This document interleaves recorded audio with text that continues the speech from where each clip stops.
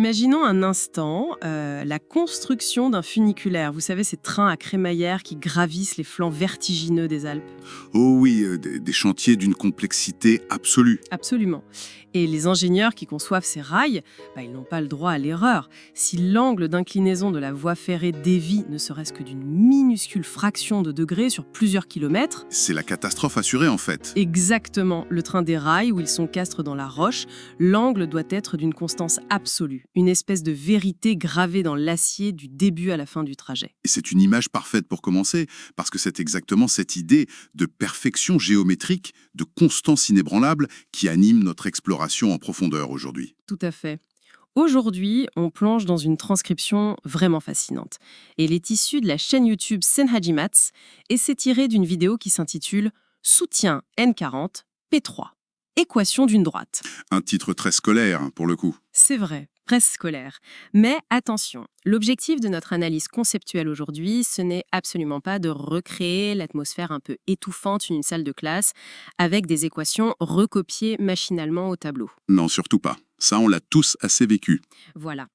Notre mission, c'est plutôt de comprendre la véritable philosophie de notre univers physique, celle qui se cache derrière une formule universellement connue. L'équation d'une droite, n'est-ce pas? Le fameux y égale à x plus b. C'est ça. Et plus spécifiquement, on va traquer ce A, ce qu'on nomme le coefficient directeur. Car derrière cette simple petite lettre se cache l'outil mathématique fondamental qui permet à l'humanité de mesurer le changement. Je trouve que c'est un point de départ extrêmement stimulant pour cette plongée au cœur de nos sources. Car en effet, les mathématiques, ce ne sont pas qu'un assemblage arbitraire de règles inventées juste pour tourmenter les étudiants. Bien que ça y ressemble parfois. C'est vrai. Mais c'est avant tout un langage. En fait, c'est le seul langage véritablement universel dont nous disposons pour imposer un ordre rationnel à un monde qui nous apparaît souvent très chaotique. Oui, parce que la réalité qui nous entoure, elle est mouvante, elle est imprévisible. Exactement. Trouver une ligne droite parfaite dans la nature, c'est rarissime. Alors, lorsqu'on pose cette équation, lorsqu'on parvient à capturer cette fameuse pente, on réussit un exploit intellectuel majeur. On extrait une loi immutable, pour ainsi dire. Voilà, on fige une direction avec une rigueur absolue. C'est vraiment le triomphe de la logique sur l'incertitude du monde matériel. Et ce qui rend la démarche de notre source si captivante, c'est qu'elle ne commence pas du tout par assommer son audience avec une théorie désincarnée. Non, la vidéo part de l'observation pure, un peu comme un naturaliste qui étudierait un spécimen directement sur le terrain. C'est une super comparaison. En fait, elle propose de prendre plusieurs points isolés, plantés sur une même ligne droite.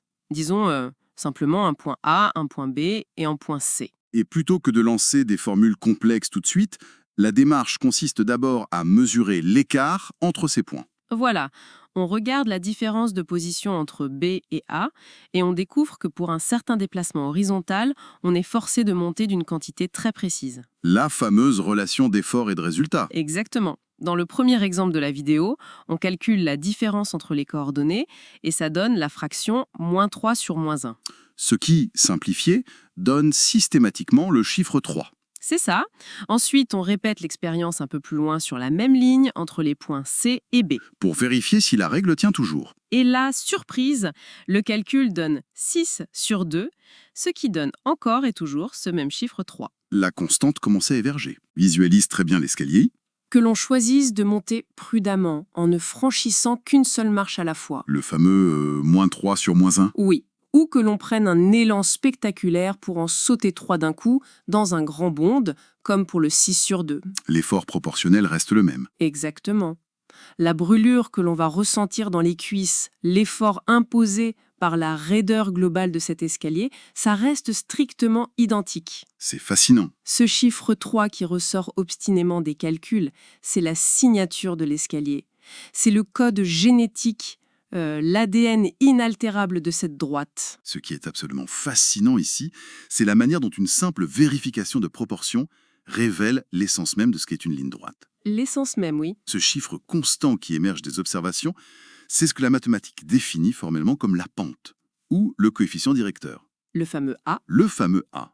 Et il faut bien saisir pourquoi cette constance est le pilier central de toute la géométrie. Pourquoi c'est si important au fond? Parce que cette répétition indéfinie du même résultat, c'est la preuve irréfutable à garantie absolue que la ligne ne dévie pas. Ah, je vois. Si ça changeait, ce ne serait plus une droite. Exactement.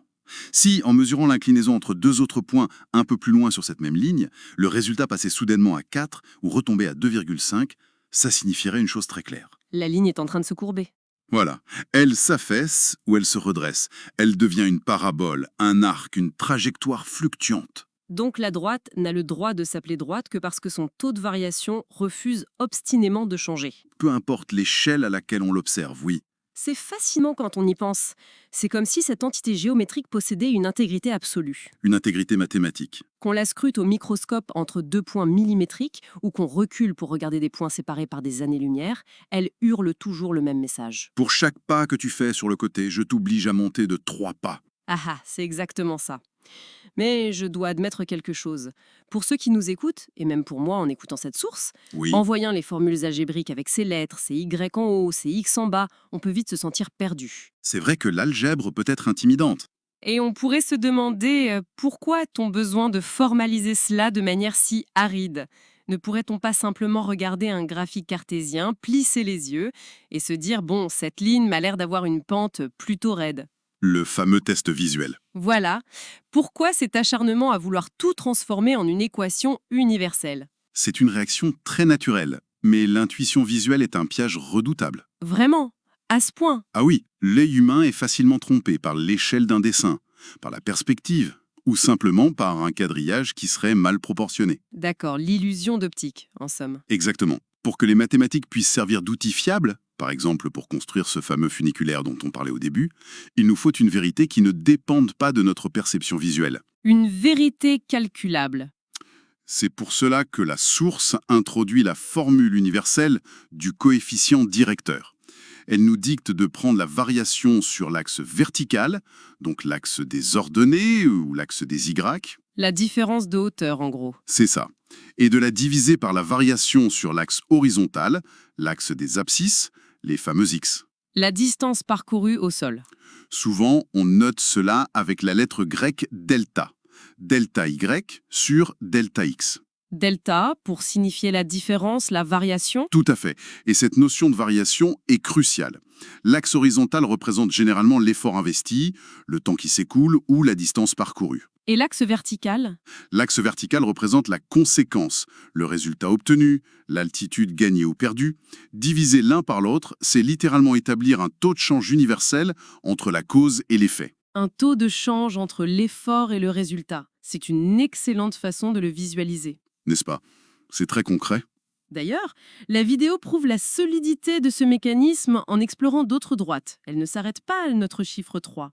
Oui, elle aborde d'autres scénarios. Elle montre des cas où l'on découvre une pente négative, par exemple avec des calculs qui donnent -2 sur 6, ce qui se simplifie en -1/3. Une ligne qui descend doucement, du coup. Voilà.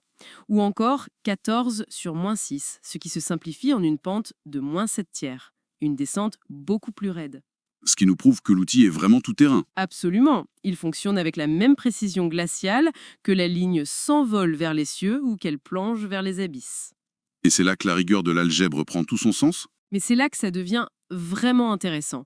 La source fait une démonstration qui, franchement, pourrait paraître contre-intuitive au premier abord. Sur l'ordre de la soustraction, c'est ça? Exactement. Elle explique que lors du calcul de cet écart entre deux points, disons un point de départ A et un point d'arrivée B, eh bien on peut parfaitement inverser l'ordre de la soustraction. Faire y de A moins y de B sur x de A moins x de B. Oui, on peut décider de lire la ligne à l'envers de B vers A et le calcul mathématique nous recrachera exactement à la virgule près le même coefficient directeur. Le même résultat final. Mais pour quelqu'un de pragmatique, pour ceux qui nous écoutent et qui aiment le concret, ça pose question. Ah oui? Pourquoi ça? N'y a-t-il pas un danger énorme à lire les données à l'envers? Reprenons notre montagne et notre funiculaire. D'accord, imaginons. Si je suis dans la cabine qui monte péniblement vers le sommet, ou si je suis dans la cabine qui redescend vers la vallée, mon expérience physique est radicalement opposée. Dans un cas, on lutte contre la gravité, dans l'autre, on se laisse glisser. C'est ça. Comment la mathématique peut-elle affirmer que c'est strictement la même chose? C'est une excellente objection conceptuelle. Et en fait, c'est précisément ici que la beauté formelle de l'algèbre se révèle. La beauté de l'algèbre, carrément. Oui, L'expérience physique dans le funiculaire change, c'est indéniable. Mais la montagne, elle, Elle ne change pas. exactement, elle ne change pas de forme selon qu'on la regarde d'en bas ou d'en haut. L'inclinaison physique du rail en acier encastré dans la roche possède une réalité objective. Une réalité qui est indépendante du passager qui l'emprunte. Tout à fait. Et la formule mathématique réussit le tour de force de capturer cette réalité objective. Mais comment elle fait ça mécaniquement avec les signes? Mécaniquement, dans la fraction, si on inverse l'ordre des points, on va générer un signe négatif sur l'axe de l'altitude, car on descend au lieu de monter. Logique? On perd de la hauteur. Mais, simultanément, on va aussi générer un signe négatif sur l'axe horizontal, car on recule géographiquement au lieu d'avancer. Ah!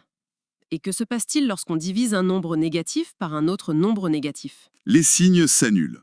La division redresse le résultat pour donner exactement la même valeur, positive ou négative, qu'à l'aller. C'est une symétrie parfaite de la pensée. C'est brillant. La mathématique est bien faite, n'est-ce pas? Donc, si je comprends bien, la droite existe majestueusement dans son univers de coordonnées, totalement indifférente à la personne qui essaye de la mesurer. C'est tout à fait ça. Que je décide arbitrairement que la gauche est mon point de départ ou que la droite est mon point de départ, la structure fondamentale de la pente reste gravée dans le marbre. Elle est immuable.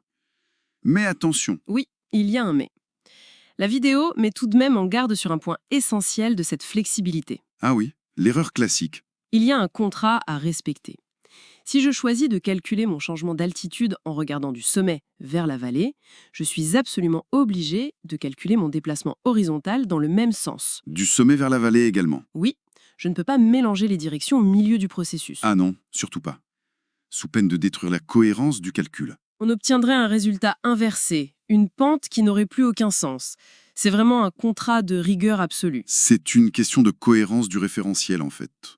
Mais au-delà de ce contrat de lecture, il y a dans les mathématiques des lois bien plus strictes. Des lois incontournables. Des frontières qu'il est physiquement et conceptuellement interdit de franchir.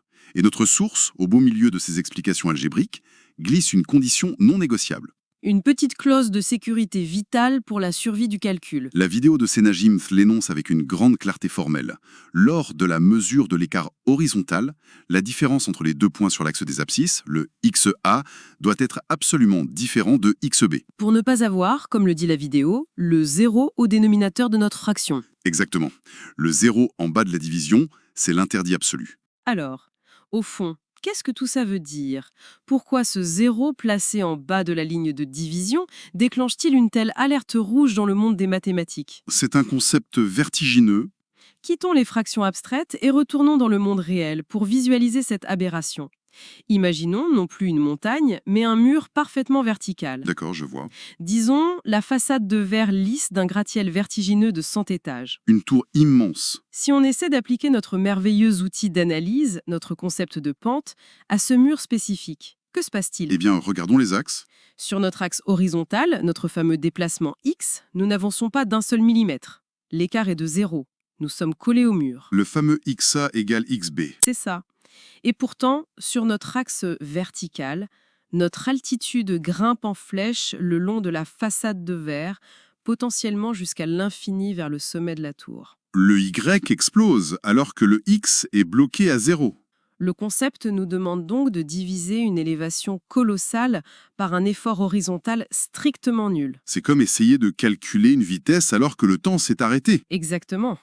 Le cerveau bug et le concept même de pente explose purement et simplement en vol. Cela soulève une question importante, peut-être la plus profonde de toute cette analyse. Laquelle? Quelles sont les véritables limites de nos modèles de pensée? En algèbre, la division par zéro n'est pas qu'une simple erreur de syntaxe. C'est ce que l'on appelle une opération non définie. Une opération interdite en fait. C'est un trou noir conceptuel où toutes les lois de l'arithmétique s'effondrent. Mais géométriquement, cela a un sens très précis. Comment ça? L'outil que nous étudions, l'équation d'une droite de type y égale ax plus b, repose sur un postulat fondamental. C'est ce qu'on appelle une fonction. D'accord, une fonction mathématique. Et la règle d'or d'une fonction, c'est que pour chaque position horizontale, spécifique, pour chaque moment précis dans le temps ou l'espace, il ne peut exister qu'une seule et unique réalité verticale, un seul résultat. Pour un x donné, on a un seul y. Absolument. Or, notre façade de gratte-ciel brise cette règle avec une violence inouïe. Ah oui, parce que sur cette ligne parfaitement verticale, pour une seule et même position horizontale qui ne bouge pas, Il existe une infinité d'altitudes superposées en même temps. c'est fou ça. C'est une omniprésence qui échappe totalement à la définition même de la fonction affine. C'est un paradoxe fascinant. La ligne verticale est là, elle existe, on peut la toucher, on peut la tracer au cordeau sur un mur en briques, Elle est bien réelle, oui. mais le langage de la fonction y égale ax plus b est tout simplement incapable de la prononcer. C'est une limite structurelle de notre outil de mesure. C'est comme demander à un thermomètre de mesurer le poids d'une pomme, en fait. L'outil n'est pas cassé, mais il est confronté à une réalité qui échappe à sa nature. Très belle analogie.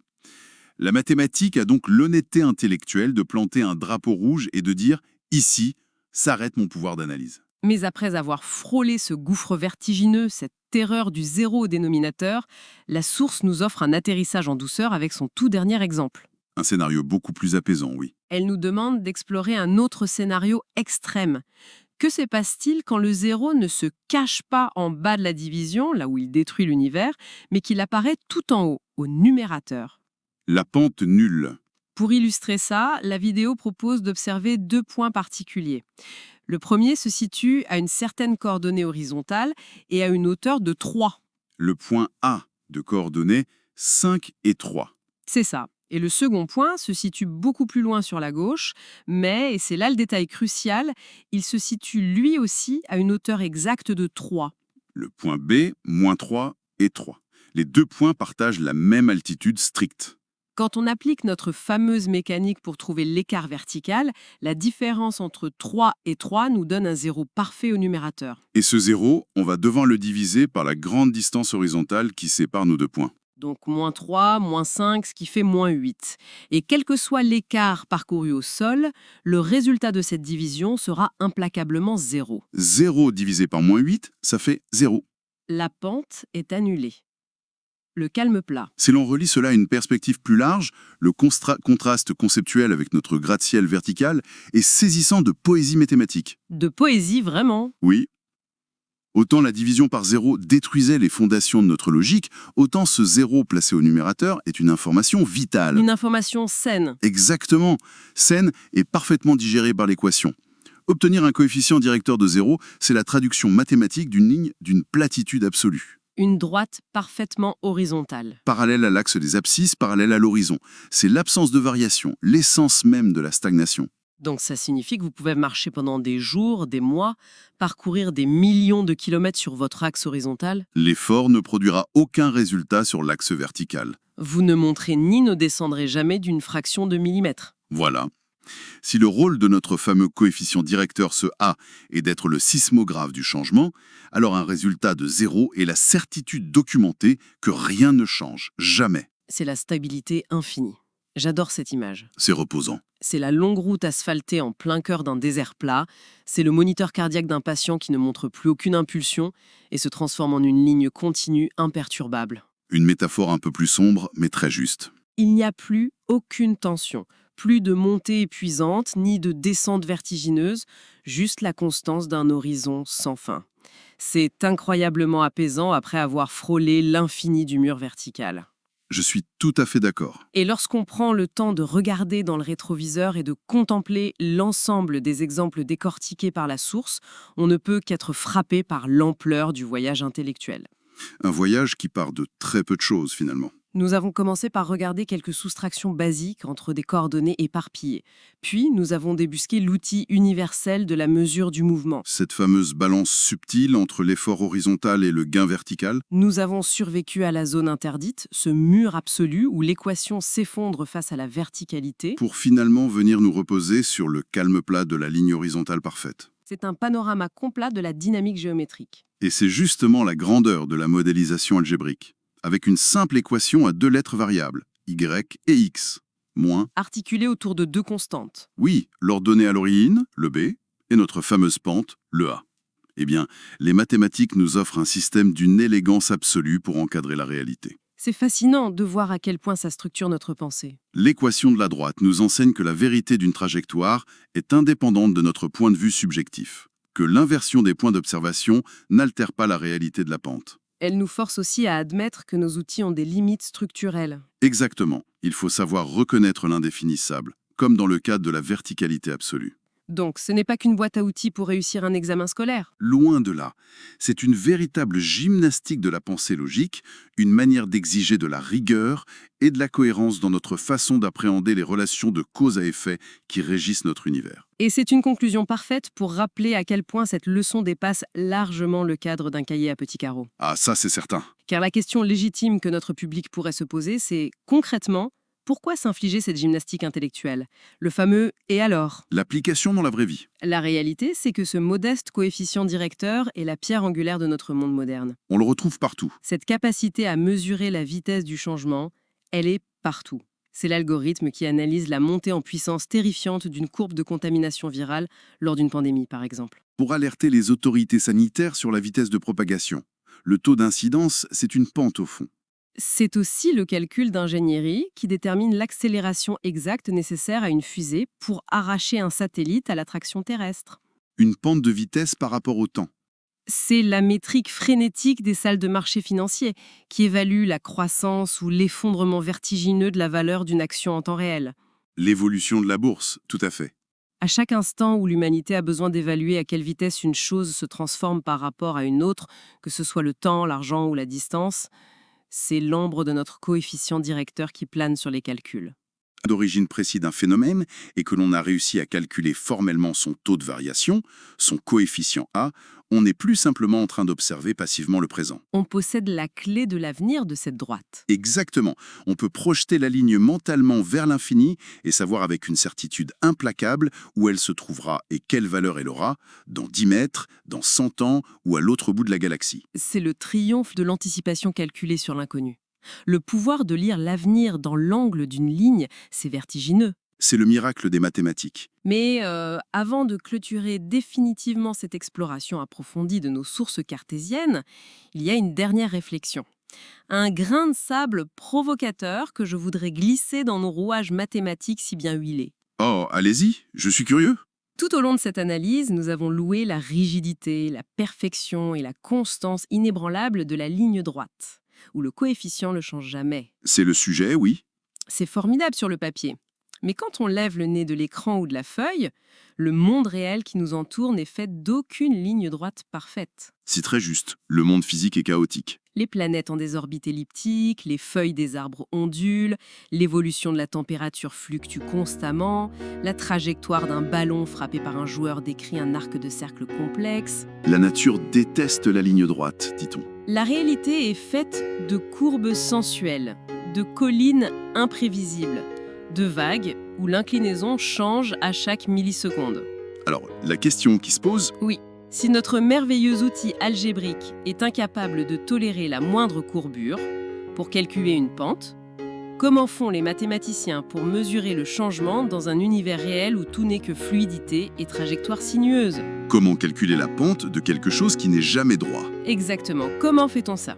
Eh bien, c'est peut-être là que le fantôme de ce qu'on appelle la dérivée commence à murmurer doucement à nos oreilles. La dérivée, carrément? Une idée fascinante et vertigineuse, mais il faudra attendre un peu pour celle-là.